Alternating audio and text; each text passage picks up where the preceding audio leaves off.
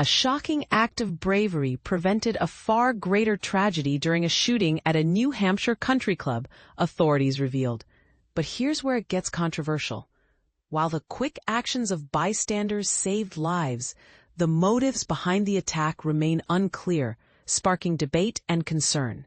On the evening of September 20th, 2025, a gunman opened fire at the Sky Meadow Country Club in Nashua, New Hampshire, where a wedding celebration was underway. The violent incident resulted in one fatality and 2 others wounded by gunfire before the suspect was apprehended shortly afterward in a nearby neighborhood.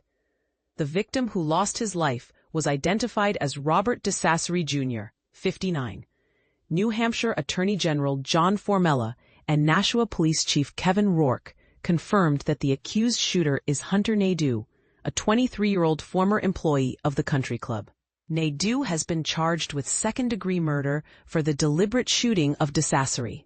Interestingly, Formella noted that Nadeau appeared to be trying to create chaos rather than acting out of a clear hate-driven motive. Witnesses reported that during the shooting, Nadeau shouted, "Free Palestine," adding a layer of complexity to understanding his intentions. This raises questions about whether political statements were part of the attack or simply a distraction. One of the most remarkable aspects of this tragedy was the courageous response from those present.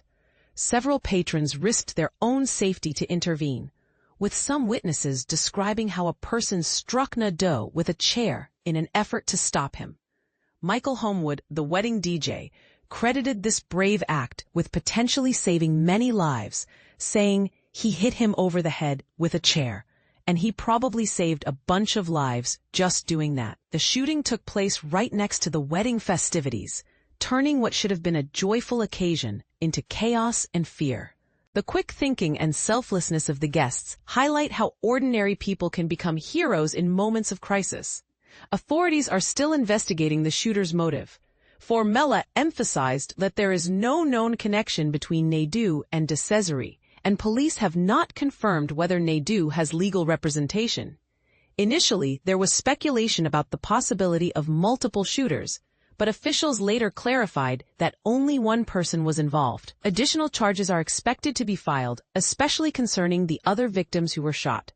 Nadeau is scheduled to be arraigned at the Ninth Circuit Court in Nashua on Monday.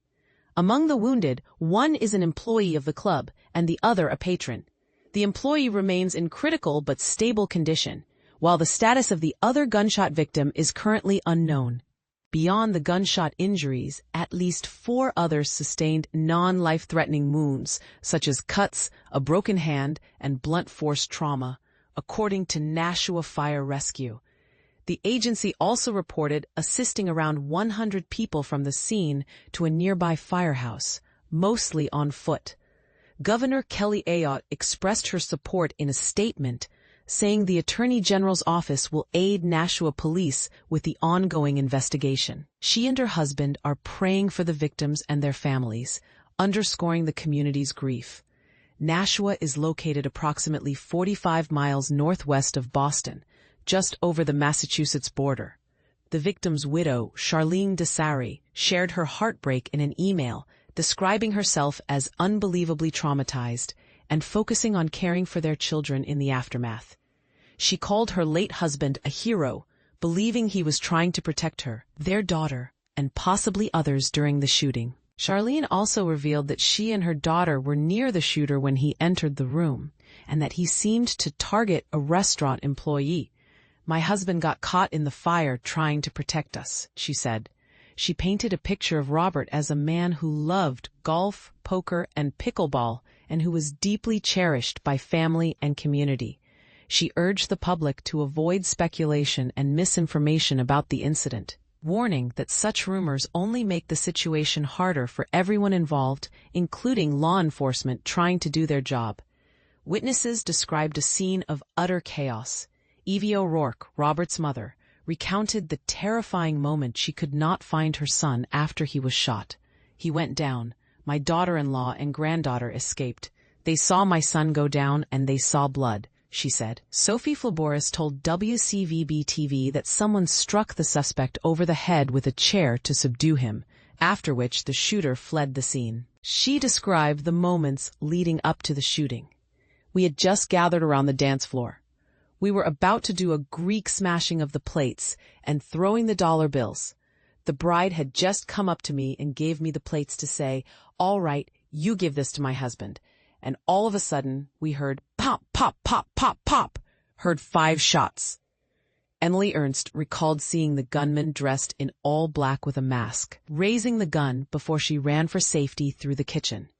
Tom Bartleson, attending his nephew's wedding, described the sudden shift from celebration to panic, getting together for a dance for the bride and groom, and then all chaos went off.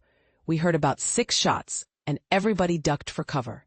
And next thing you know, we're rushed into safe spots and things like that. This incident raises difficult questions about security at public events and the unpredictable nature of such attacks.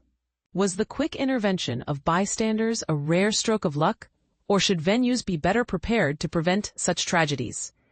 And what does the shooter's unclear motive say about the challenges law enforcement faces in understanding and preventing violence?